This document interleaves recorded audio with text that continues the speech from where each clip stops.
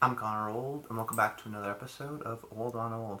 And this week, we're going to be looking at a Best Picture winner, a historical Oscar movie, and a great, arguably perfect movie, all about Eve. So, if you guys are new to the series, what I do every single week is I break down a classic film that I've never seen before. I talk about its historical context and what it actually means to be a classic, and I also look at it from a first-time viewpoint and give my sort of thoughts on the movie and see if it holds up from a 2018 viewpoint from a person like myself who is seeing it for the very first time.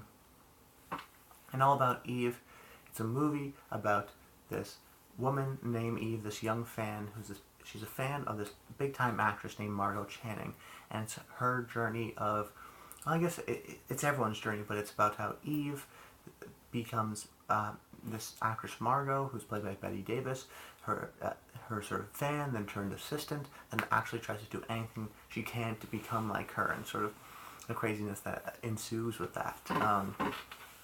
But this movie is by no means a screwball comedy, it's by no means a drama. There's so much going on in this movie. But starting off the historical context, this is probably most notably known for relaunching Bette Davis's career.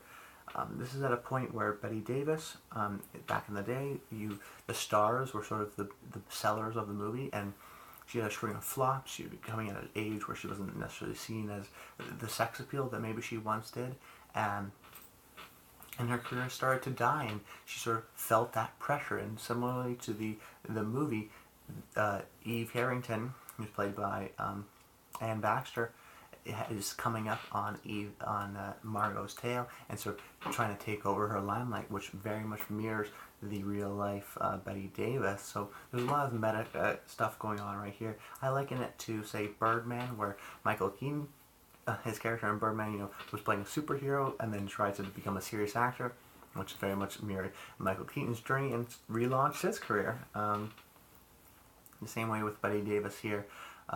Just one of those things where, despite them offering so many people the role, Bette Davis really knocks it out of the park in this movie, because there's a historical context of it feeling almost like it's a real life sort of relationship. But this movie actually has a lot of meta things going on in it. Most people weren't the first choices, but somehow they just nailed it perfectly. The relationship between Margot and the character of Bill, who is the husband in the movie, the actress Bette Davis, and the actor who played Bill ended up actually becoming married in real life. So there's that. There's some onset feuds that were going on that happened in the movie. So there's a lot of mirroring of onset versus what happened in the movie, and I think a lot of people really connected to this movie because of that. And maybe they connected to the role very well because they saw themselves in it. Some people say it's hard to say, is Bette Davis just acting really well, or is she just playing real life? Is she just saying out her fears in this version of a role? She's admitted herself, it relaunched her career because of this sort of string of bad movies that she had in a row. And really, this was actually a similar story to another 1950 movie that was nominated at some of the Oscars, which was Sunset Boulevard, that starred Gloria Swanson, about an actress turned hermit who had been famous for years. Now, this is a different story, but it almost feels like another sort of relaunching career, another sort of career retrospective of a woman in the same year. Kind of odd in that sense. I talked about Sunset Boulevard in the Billy Wilder Masters of Controlled Chaos, if you want to check out that one. But also, from an Oscar perspective, I know we have some Oscar fans here in the channel.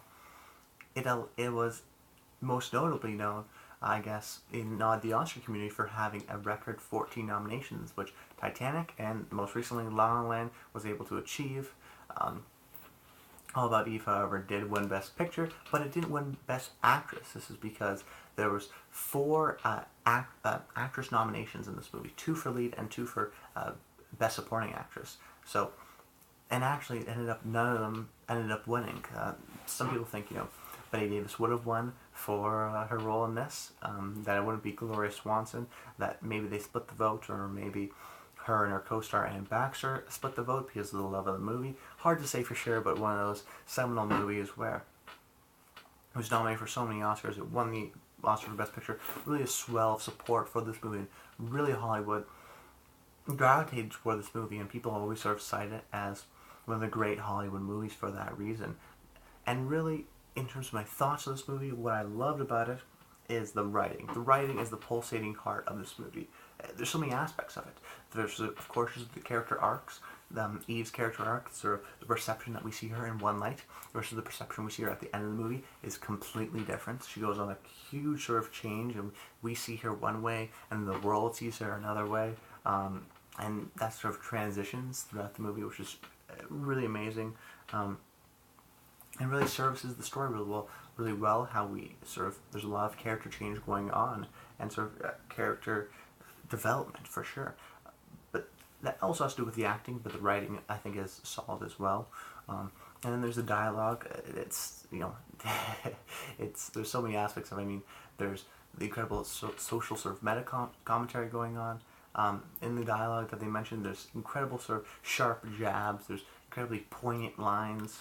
They're played really dramatically, but there's also the comedic ones, these one-liners, some famous lines. What's the one from the dinner party? Oh, fasten your seatbelt. It's going to be a bumpy night. You know, that's kind of the famous one from the movie. And has incredible dialogue. The writing in this movie is really a standout here, but the writing's so well done because the actors and the performances. Before I go into that, I do want to mention something, that another part of the writing, which is, I just mentioned offhand, which is the meta commentary of the movie.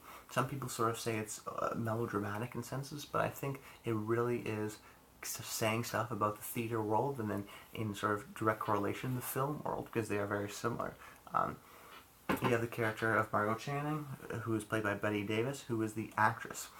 Everything is dramatic, and she always tries to make a fight and a fuss of everything, and she's trying to be over the top, and she doesn't want to let anyone in because she doesn't want to see how sort of fragile and insecure she is. So she does all these over the top things. And then there's the character of Anne Baxter, the character of Eve Harrington, who's played by Anne Baxter, and she's another version of the actress where her entire arc is that she's lying, and she's playing a role this entire time just to get close to Margot Channing, just to sort of succeed, and will do anything for the part. You know, that's a very sort of common sort of critique, I guess, on the actress, or the actor, really.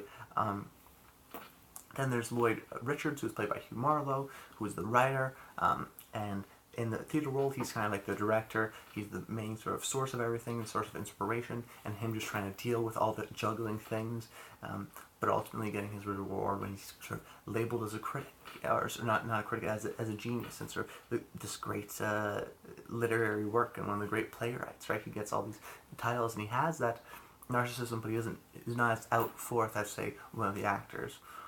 And then you have the character of Addison DeWitt, who's played by George Sanders, who won the Oscar for Best Supporting Actor, and maybe one of my favorite performances in this movie for sure. It's so hard to pick. And he's sort of the critic, that he's like the audience. He wants to know the truth and get behind the reality of these people. But each of the performances played by these stereotypical sort of archetypes that they represent are so well done. Bette Davis is flamboyant and secure. Anne Baxter is completely deceiving. Lloyd Richards is calm and collected, and then George Sanders is cynical and cunning. There's so many different aspects of these characters, and the actors totally embody these characters because the writing is solid, the dialogue is there, the arcs are there, and the characters and the actors really commit to them and really connect to these characters and bring these characters alive. It's so hard to see one of those movies where I can't see this other person playing this. You know, you hear of this person was supposed to play this. I think it was Claudette Colbert was supposed to play Eve Harrington. It's like, I can't even see that. There's totally Anne Baxter's role, and she totally owns it. And all these characters really own their roles. And I really found that the movie ended up being the idea of intent versus perception. Someone like Bette Davis, you know, her intent is great. Her intent is to be a great actress, but she wants to perceive this amazing woman, the Margot Channing that sort of audiences built up. She wants to keep up that persona just because she is ultimately an insecure person.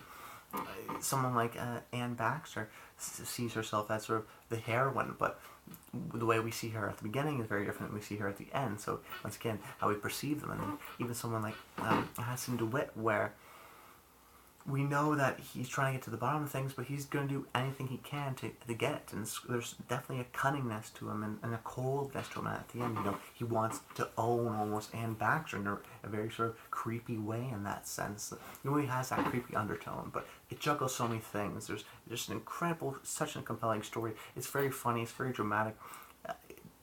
It's a dramatic movie, and it's very much a theater movie. I can tell.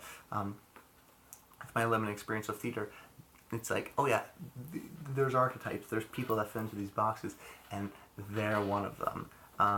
So I just think that if you want to watch a movie that's really dramatic and really funny, has incredible performances, so many little things that are scattered throughout, strong female characters, definitely check out All About Eve. A great movie, definitely worthy of its best picture, and a movie I highly recommend to anyone, and it's an easy recommend. It's not like a French, foreign film that you may have to watch. It's very easy, it's very accessible, and very classic Hollywood, in my opinion. But anyways, guys, make sure you like the video, comment below, let me know some of your favorite classic movies, and some of your movies that you want me to see, and cover on the next upcoming episodes. And until then, stay tuned.